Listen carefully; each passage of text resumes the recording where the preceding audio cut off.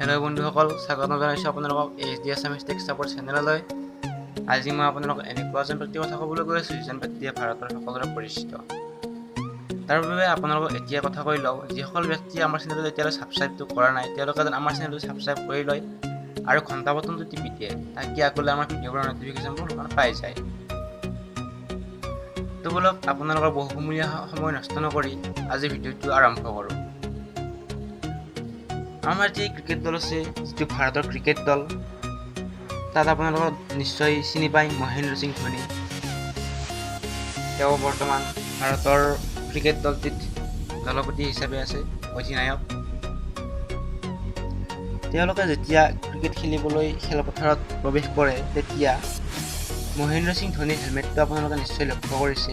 মহেন্দ্ৰ সিং ধোনীৰ হেলমেটটোত ভাৰতৰ জাতীয় পতাকাৰ প্ৰতীকটো নাই, কিন্তু আমি যাক ক্ৰিকেটৰ ভগৱান বুলি কওঁ, শচীন তেণ্ডুলকাৰ বা এনেকুৱা বিৰাট কোহলিয়েই হওক, তেওঁলোক প্ৰতিজনৰে হেলমেটত ভাৰতৰ জাতীয় পতাকাৰ প্ৰতীকটো আছে।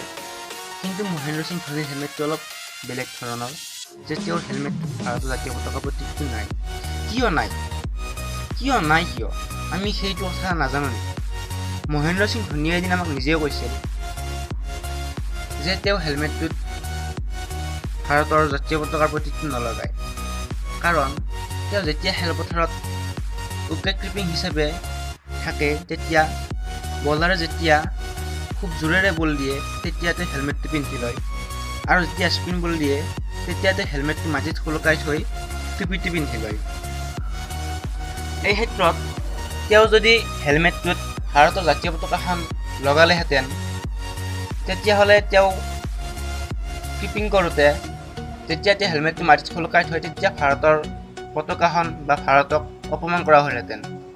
সেইবাবে হেনো তেওঁ ভাৰতৰ পতাকাখন তেওঁৰ হেলমেটটোত নলগায়, আৰু তেওঁ এইটো কথা নিজে কৈছিল।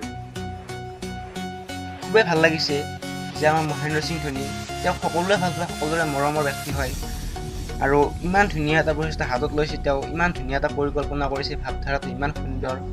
তাৰ বাবে আমি মহেন্দ্ৰ সিং ধোনীক চেলুট দিব লাগিব। Salute Mahendra Singh Dhoni, salute. আৰু তেওঁক ইমান ধুনীয়াভাৱে আগবঢ়াই লৈ যোৱাৰ বাবে অশেষ ধন্যবাদ দিছোঁ। এইখিনি আপোনালোকক ক'লোঁ, আৰু যদি ভিডিঅ'টো ভাল লাগিছে তেনেহ'লে ভিডিঅ'টো লাইক, শ্বেয়াৰ, কমেণ্ট, ছাবস্ক্ৰাইব নিশ্চয় কৰিব আৰু ঘণ্টা বটনটো টিপি দিব।